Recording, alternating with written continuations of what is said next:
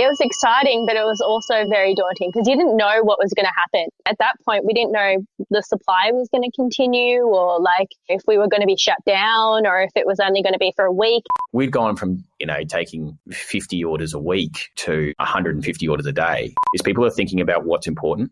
And it's taken people back to the thinking about food and the importance of food. Just not only food security, which is something that's really important, but also like sharing meals with people. If you don't have a connection to something, then you consume without thought. And if you consume without thought, you waste without thought. Welcome to Add to Cart, the podcast that Express delivers all you need to know in the fast-moving world of e-commerce. Every month, Nathan Bush from 12 High and an e-commerce industry expert will share the news, research and insights that you need to know to keep you at the top of your game. And of course, keep your customers adding to cart.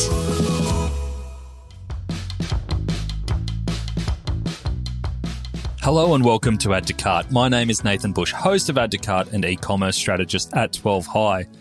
A special shout out and welcome to our Melburnian listeners who are slowly emerging out of lockdown.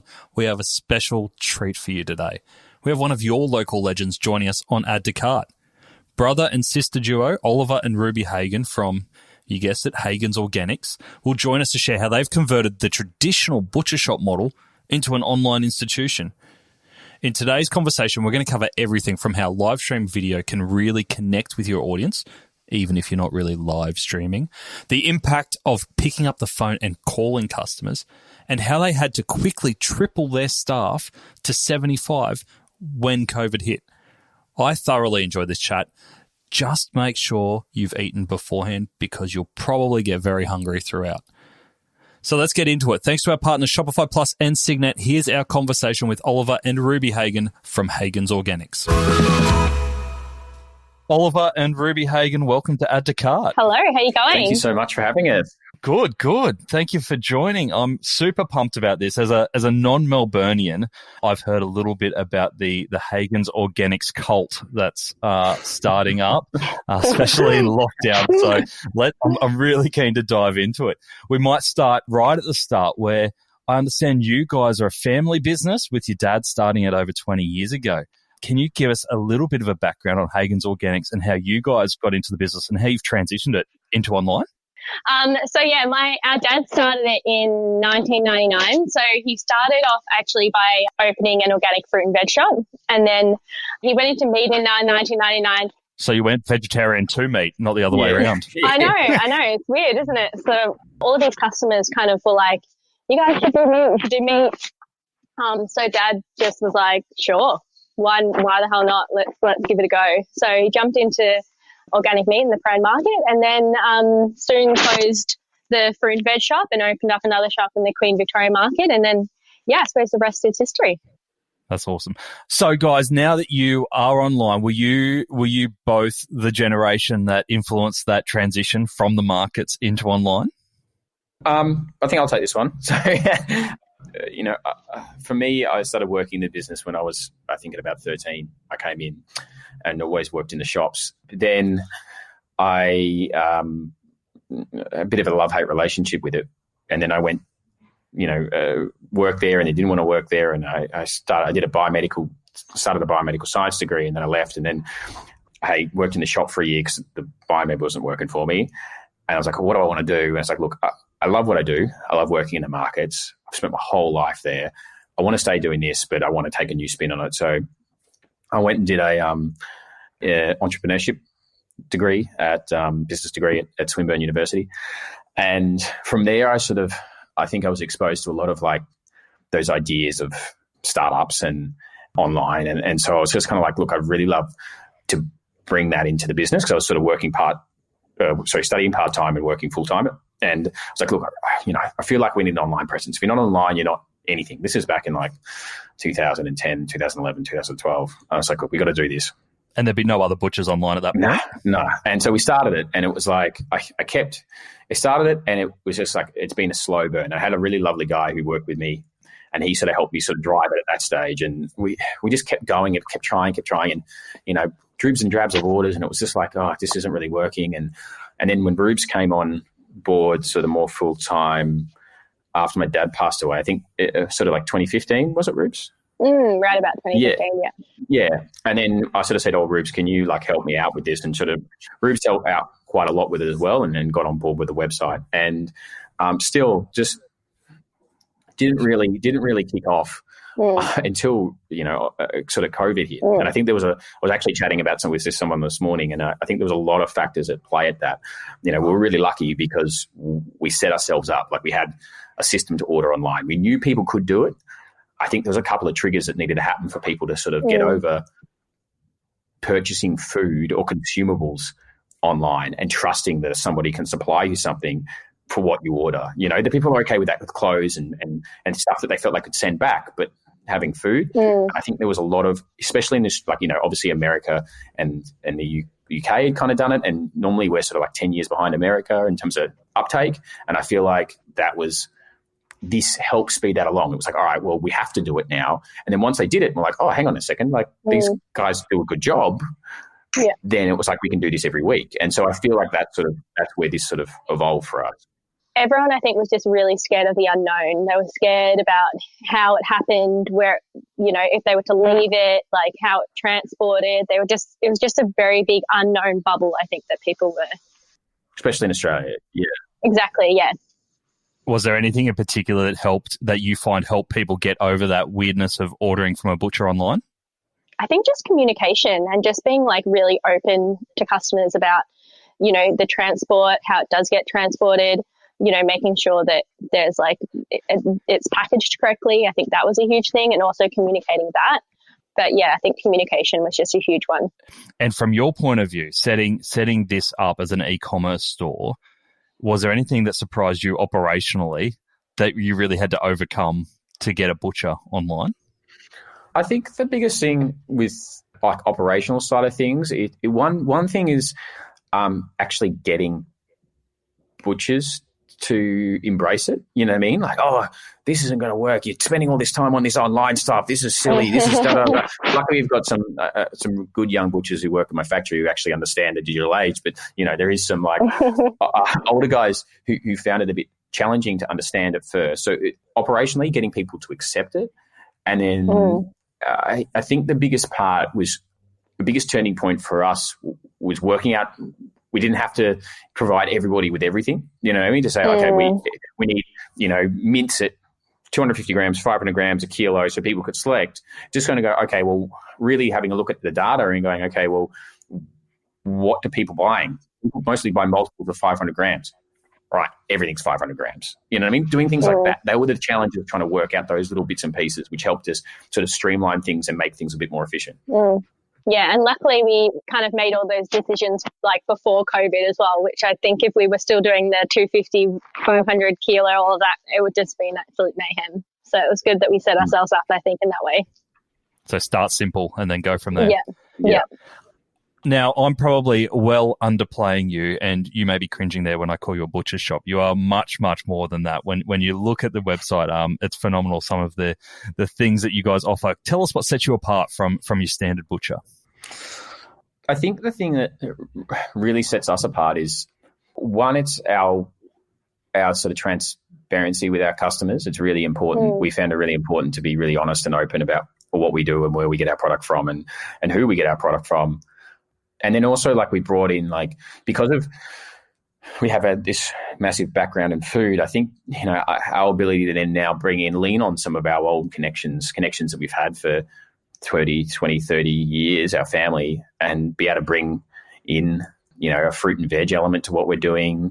We've been in the market, so we know people in seafood, so to bring seafood into what we're doing and to do it in a way that we've sort of bypassed that whole, like, oh, we don't know what we're doing. We've kind of do we know this? Is this the right person to buy off?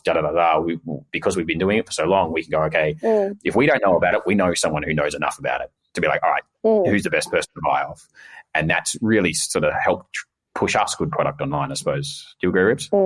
Yeah, definitely. 100%. Yeah. I think that's definitely the main one is just, being really transparent with our customers. I like a lot of other butcher shops and other places, I think, do kind of leave that bit out a little bit. And I think that our main goal is just to really show people where their produce comes from and really tell the stories of farmers and producers.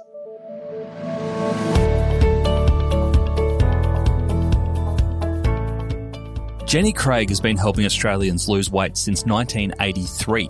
But did you know that until recently, the website purely served to support customers visit a physical store or call a consultant? Luckily, Jenny Craig partnered with Shopify Plus to launch their new online ordering system. This includes a drag-and-drop meal plan, HubSpot CRM integration, and time-based delivery options for all that cold stuff. They've already achieved a 2.5% conversion rate without any marketing and are now looking to stack on the pounds. I mean, dollars. To read more of Jenny Craig's story and see other case studies, visit the customer section on shopify.com.au/plus.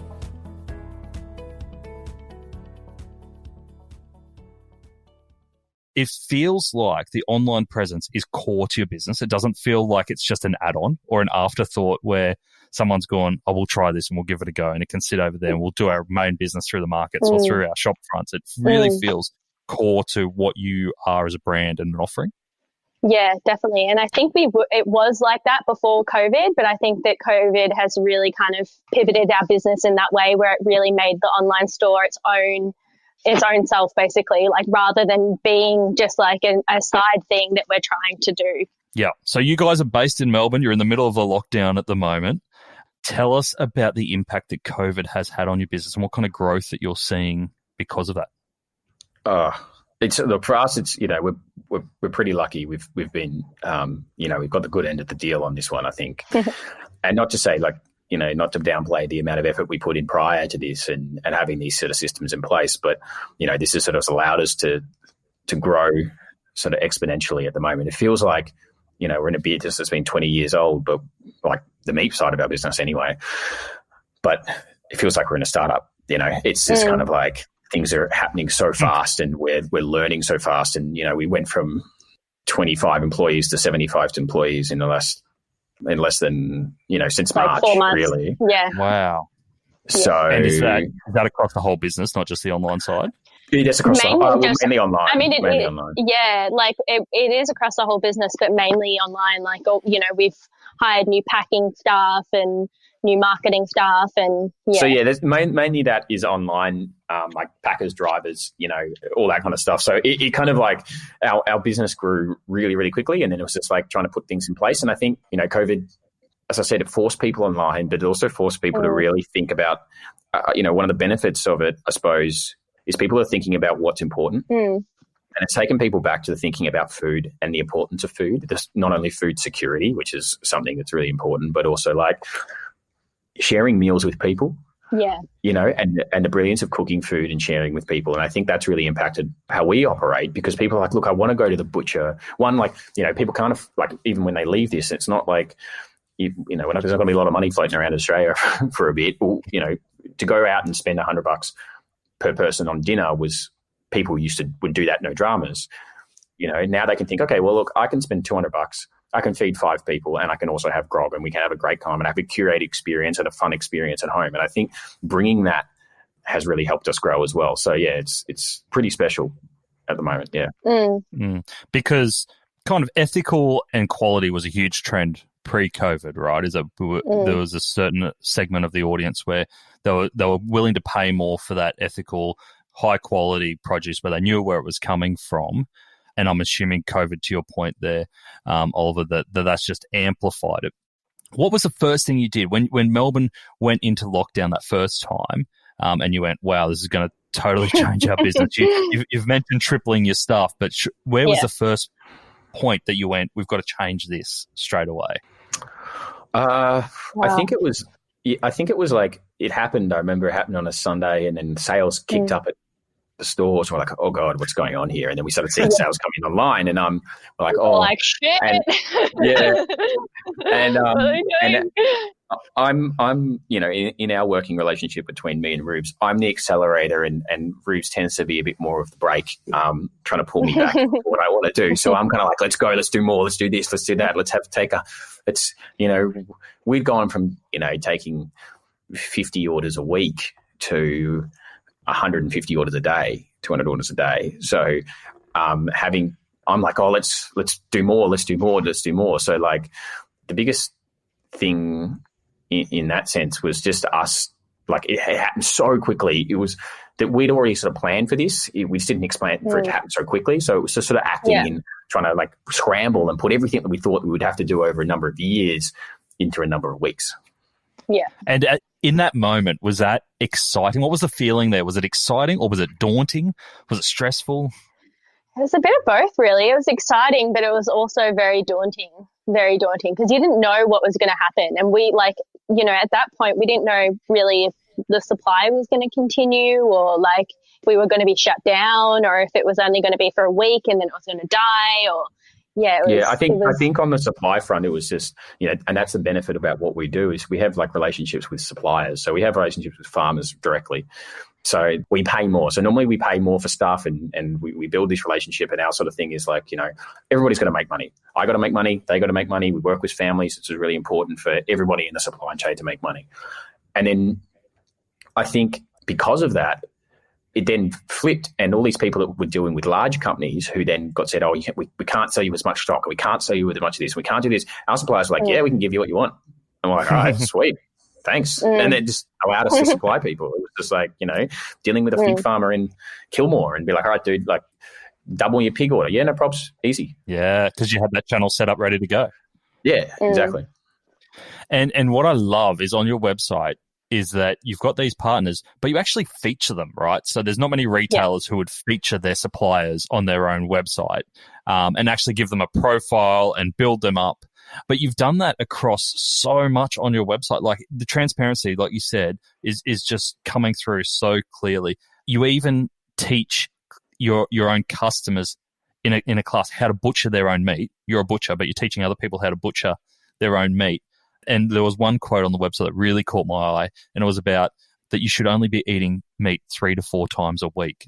It's better for our health, better for the animals, better for the environment. Like that's a quote from you, Oliver, on your website telling people to limit their meat consumption coming from a butcher. So to me, that's fantastic. Was that kind of transparency around your suppliers, around your ethics? Was that all deliberate from the start, or has that grown over time? I think it's sort of been deliberate from the start. It was sort of like we've always had that like organic food and organic aspect in what we do. I think it's naturally evolved as well. Yeah, it's evolved. And I think like the biggest thing for us, especially around that comment about meat, it's like one of my firm beliefs, it's our issue, and not getting too deep into this, but our issue within in the environment and all this stuff is not what we consume, but how we consume. So it's about, consuming fast and wasting fast and not having connection to where your thing's from. Because if you don't have a connection to something, then you consume without thought. And if you consume without thought, you waste without thought. Oh, this steak is off a shelf. You don't realize that it's from an animal. You don't realize that a farmer worked really hard for it. You don't realize any of that stuff. And therefore, for it to go to its use by date and be thrown in the bin is, it's nothing. I can get it off the shelf again. Mm-hmm. Understanding where it's from gives it more weight, and that developing that connection is a connection that we've completely lost, especially in cities. I think for us it's just so important to be like, hey, look, this has got weight, and we don't want you, yes, our prices are higher, we don't want you to eat meat all the time because one, it's not the right thing to do. This is the true cost of to produce it. So eat good, eat less, but eat quality. And I think that's like one of the biggest things that we want to sort of push towards people and get people understanding. What tips would you give people in their everyday lives if they want to be sure of the source or of their food or produce? What kind of tips would you give people when they're at the butcher, when they're at the supermarket, to look for? Just ask the questions. I mean, at the supermarket, I suppose it is quite hard because they don't provide you with a lot of information. Like you look at the packet and it says like $9.99. It doesn't tell you where it's from. Whether in the butcher, I feel like it's just about asking the questions and like really testing them to find out sort of where it is from, what it's fed, how long kind of their lifespan has been, all of that kind of stuff. Yeah. And how do you train your team to make sure that they're on message as well? Because you said, you're up to 75 staff there. Obviously, a lot of the ethos that's coming through is from yourselves and your family's backgrounds. How do you train your team to fall in line? Well, not fall in line, but share that as well so that it comes across to your customers in the right way. Something that we're working on. We're working on that a lot now. Like we really had to go back and sort of build a really strong business structure, which we're trying to sort of flush out in the last couple of weeks. Because it's sort of like a week or two ago, and I was like, we're just kind of looking and like, shit, if we don't do something to put something in place now, we're not going to be able to take stronger action and do something and move forward. So in that, there was that whole training and that buy-in for people. So that's what we really want to sort of work on. I think, when we were smaller, it was just sort of just talking to them, being there, taking customer, offering to take people out to farms, meeting the producers, meeting the farmers, We had time to do that as well, where now it's quite hard because we want to go out to the stores and talk to everyone, but, we just physically don't have the time to do it right now. Yeah. And is there a special way you qualify new people coming into the business to make sure that they meet that? I think it's just like we want people to have a curiosity and a willingness to learn. You know what I mean? Like the biggest thing, and it can't be understated, is making sure people match.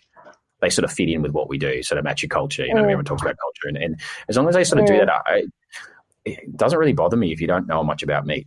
It's like if you're interested in food and you're interested, you kind of give a shit, and we'll teach you, and it's easy to learn. Like it's if you care about what you're doing, it's easy to learn about it. Yeah, I love the curiosity side of it. I think people with curiosity is just linchpins for your business. Now, turning to your customers, because I have my local butcher here in Brisbane that I love. He always recognises me when I come in, knows what I order, knows that my little boy just comes with me to the butcher. He won't go with me anywhere else just so he can get a Cheerio. Probably the worst, least sustainable meat in the world. But there's that local butcher connection. How do you guys manage your connection with your customers in an online setting? Do you really run the data, or is it more personalized one-to-one stuff? Well, we have started calling customers. That's a big one. Like, actually just reaching out to customers and speaking to them on the phone. And I think we sort of we had that connection to begin with, as like that touch and feel. Like we built our everything on that, and then recently it's, as things have changed, one, it's like our level of connection with like our like customer response and talking and emailing and like that's what we're doing. We have a couple of little tricks up our sleeve which we want to roll out in the next month or so to try and improve that experience and really try and give people that butcher shop experience at home.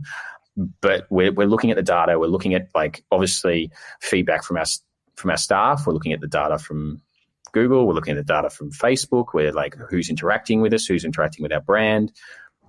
We're using all of that, but I don't think anything really beats talking to someone. So, our sort of like what we really want to plan on doing and hopefully roll out soon is really trying to just make sure you have that connection. You have that person to call, you have the person to chat to, follow up on your order or even just ask a couple of questions. So I think that's very important. Ruby's sort of been pushing that quite a bit. You used to know all the online customers, didn't you? Yeah. You know who was Yeah. I was on the other end of every email, replying to customers, answering them, creating great relationships. But again, since all of this has blown up and since we have got bigger, I don't have the time to do it. But I think that it is really important to kind of call customers and really speak to them. And I think that's the best way to create the connection. What kind of reactions have you got from customers who have received kind of a proactive call out of the blue from you? Well, I haven't actually personally called people yet, so I can't really say. I'm going to be honest. We have other people doing that now, but I'm sure that they've been extremely pleased and possibly shocked to hear that their butcher is calling them to see how their sort of order is going. Because I don't even know many businesses that I've ordered online who have called me after I've had my order delivered. No, I think it's such a great thing to be doing, is those proactive calls to your most valuable customers. It goes such a long way. Yeah. And I think it's not even to the sort of most valuable. I think it's just to everyone, and that's how you kind of make them the long-time customers. Aussie e-commerce packaging company Signet is passionate about helping Aussie retailers transform their packaging processes. With over 5,500 products available online and distribution centres across Australia, Signet has packaging well and truly covered.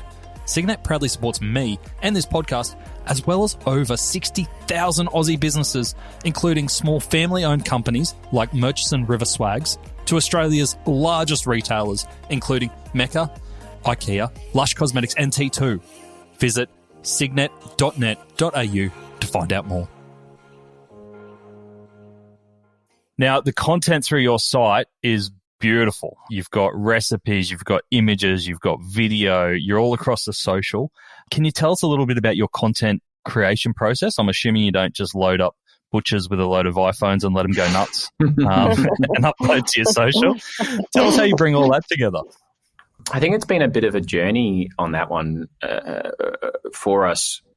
When we started doing it, we really wanted to cement ourselves as like a source of knowledge for people. Like, we wanted people to be able to look to us and go, okay, well, how do I do this? So it's, obviously it ties back to where it's from. And then we were we sort of had this plan in place and we're sort of stumbling around with it and how we're going to do this. And then again, when all this sort of hit, our cousin Pat. Oh, cousin Pat, he's everywhere. Yeah, he's cousin Pat. a bit of a cult hero, Pat. He became available, and me and him always cook together. Like we cook together, all like cook-ups, weekends, family things, whatever. We love to do that. And he was able to come on board with us. He's also like a graphic designer and a photographer. And he was like, "Hey, look, I'm going to start churning out some." Like we said, "Can you start churning out some recipes? We need them a couple a week." And he started with that. And then, we were again lucky enough to get a couple of people on board that were they're just brilliant. These creatives that are looking for work, and they're like, "Hey, yeah, we can help out with this, or we can do this, or we can do that." And it sort of stemmed from there, and they were attracted to your brand. Like they came to you saying, "I've got ideas, or I'd love to work with you." Well, a lot of them were friends. They're just friends of ours. Yeah. They were just like out of work, and we're just like, "Hey, man, we need someone to do our videos." Yeah, I can do this. Yeah. Somebody was, Shani, who I think you've spoken to. She was going to move to Barcelona, and she had her own business, catering business, and now she's running our social media, and she's just like killing it. So, just lucky enough to have these people come across our path because of this and take them on board. And this has helped us sort of build our strategy out and build out what we do. Yeah, brilliant. And is it a test and learn approach in that you kind of give a fair bit of rope to try new things and see what hits the mark? Yeah, we just got to give it a go. We're sort of of the opinion is like, just learn from your mistakes and just try something. And if it doesn't work, what's a big deal? You know what I mean? It's a flop on Instagram. It's so... Yeah, it's such a consumable thing. It's like, bang, it's gone. It's like, don't worry about it. Just try the next thing out. See if that works. See what gets see what happens. And as soon as you find something that people like, pick it up and run for it for a while. Don't overburn it, but just go with it and see. And I think it's just giving people the freedom to be creative. I think that creates the best result. Yeah, guys, you've experimented a lot with live streaming, especially in lockdown, and I've seen some of the cooking classes and everything that you've been doing with people in lockdown. How's live streaming going for you? Because I'm fascinated about it. Well, we did try and do a live stream with a wine shop down here in Melbourne, and that was actually our only official live stream because it just didn't work. That was a nightmare. Yeah. Most of the little secret is to have them pre-recorded. Make them look like it's a live stream, but pre-recorded. What went wrong with the live streaming? It just kept dropping out and it just wouldn't connect. And like me and Reeves are standing there, we're like just talking, like trying to like provide, some kind of just instead of just looking at the camera and just being like, so we're just like trying to chat away and they kept trying to connect. And it was just kind of like, oh God, this is, this is an absolute nightmare. Yeah, it was a bit of a nightmare. So it was, we just sort of said, look, I think just for continuity, we're just going to still have these interviews. We're going to record them and we're just going to post them up here. And, we don't really edit them at all. We just do them straight up just so that we can get them, we know it's consistent. We only, if, there is a couple of dropouts, we can sort of put it in together and it just makes it a bit more streamlined, I think. Yeah. So it's more like using your social channels to broadcast. Yeah, exactly. Yeah, exactly. Yeah. And I find that's also good as well because, a lot of the time people can miss lives and they can, not see it, whether if it's pre-recorded, it's just always going to be there. So people can always rely on that they're going to be able to see it. 100%. And we've even seen in China and some other places some farmers using live streaming to sell some of their products directly. We've seen that as a real trend coming through. Do you think you'll ever integrate shopping with your live streaming? Yeah, I think we will. Or your live broadcasting. Yeah, well, look, no, I think we're going to, we will move to live. I think we want to move back to live streaming. We'd love to put some more live things on there. I think that like it's really interactive. But I think we just need to make sure that, one, that everybody's got a safe internet connection so we don't have dropouts and stuff like that. But I would really love to do some cooking classes or some maybe butchery classes and stuff like that around that live streaming aspect, and offer, if that sort of purchasing thing coming through into it could be really cool. Like we're talking through a recipe, you get chuck steak, bang, you can buy chuck steak. You could be watching me like, oh yeah, I want to do this. All right, I'm going to buy these ingredients. Bang, bang, bang, bang, bang, buy them. As we're sort of like, hey, what about this? What about that? Not infomercial styles. I don't want to be like, standing there going, look at this chuck steak. But like, you're the new Tony Robbins. Yeah. On your Facebook page, you've connected shopping in there already, and we haven't got the full Facebook shopping rollout here in Australia yet, but can see there that you've got your products listed and pricing, and it links through those product pages on your website. How's that going for you? I'm assuming that's kind of still at experimentation stage. Yeah, we're still sort of figuring it out. I think, the biggest, like we're getting a few sales through it, not massive sales at all, but we're getting like, dribs and drabs, people still want to go to the website and get that full, immerse themselves, I suppose, in that experience. So I think, our biggest thing with Facebook is our advertising at the moment. I think that's like our biggest one. But I think as people get to know the brand, and possibly we can sort of tailor that shopping experience a bit more online, because it's just like, at the moment, it's just like sort of photos. But if somehow we can sort of, later on, I'm sure we will be able to integrate more of our personal identity onto that, I think people will use it a bit more, Yeah, makes sense. Has there been any breakthroughs in COVID where you've attracted a whole bunch of new customers that you've learnt certain channels that are performing much better than others? Yeah, like our newest customers at the moment, like before COVID, our customers, like our demographic was like 35 to 45-year-old women. Was like, that was our demographic. Biggest, wasn't it, Rubes? That was right? Yeah. Yeah. Yeah. And then now it's shifted to 25 to 35-year-olds, like both male and female, skewing more towards women than men, but male and female. I think that's, that channel of both Instagram, like that's those social channels. Facebook has been a huge one for us, and Instagram.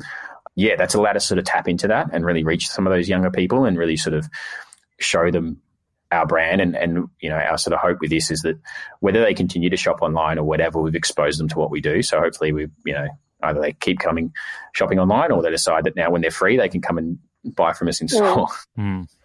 It must just be a totally different experience for those new customers, though, to receive this level of customer service and quality for the first time.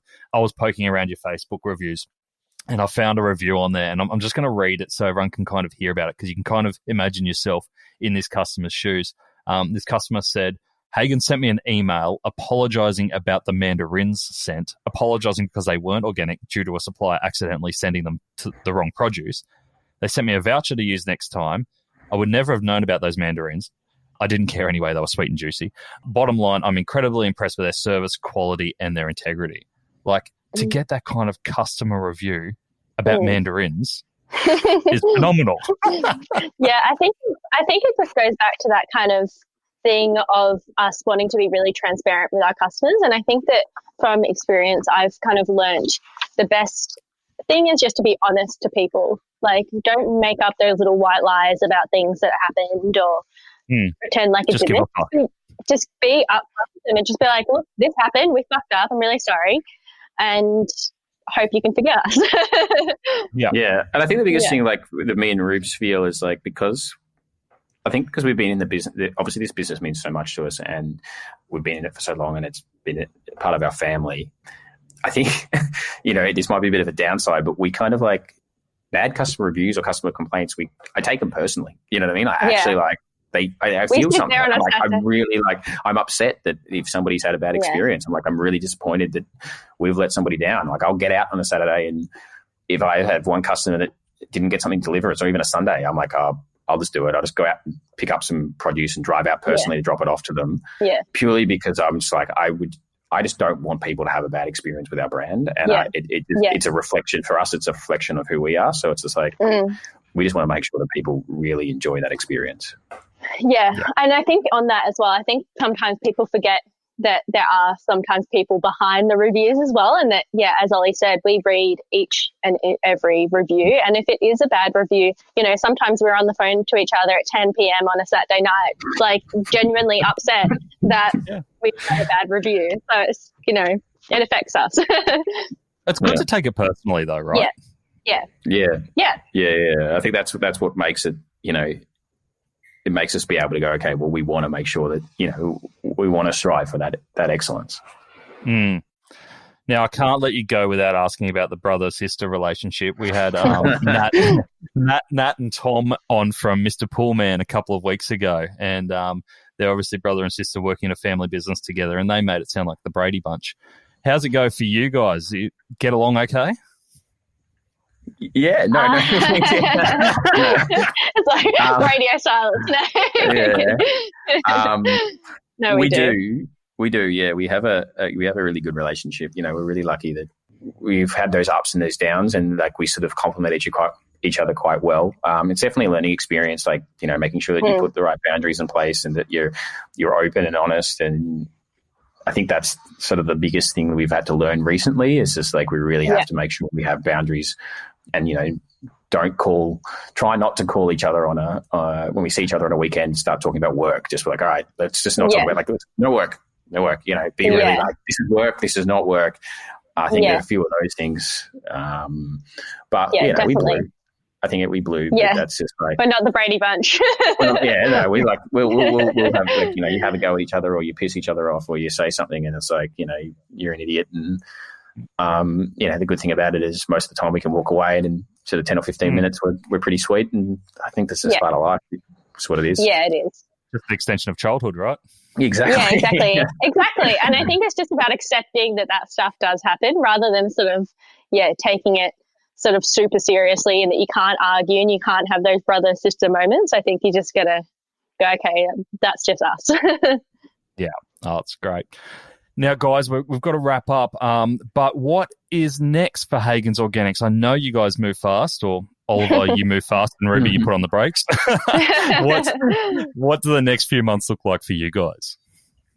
I think Christmas ahead this is our biggest one for us. So getting ready for that. We have some really cool Christmas campaigns coming out and some fun things that we want to do for people to interact with and have fun with the brand online. So we've got some games and things that we think we want the community to play with us. So we've got some stuff there, and you know, our biggest thing at the moment is to sort of bed ourselves down over the next few months, get us through till Christmas, and then after that we are looking at where we can go, and we have a couple of cool pop-ups coming up as well. So we've got 2 of those opening out in different locations around Melbourne and Victoria. So you know, we want people to look out for them and get around it. How do you plan pop-ups in Melbourne at this point in time? This is our first one. Yeah, it's our first one. Yeah, we have some really amazing people that work for us, and we're just kind of staging it out. And I think, you know, we're lucky. I think we're gonna pull it together. It's good. I think it's just about the people that we have with us. I think. Trusting the people that are around us, that they know what we want, and, you know, we know that they can do a good job. So, yeah. Great stuff, guys.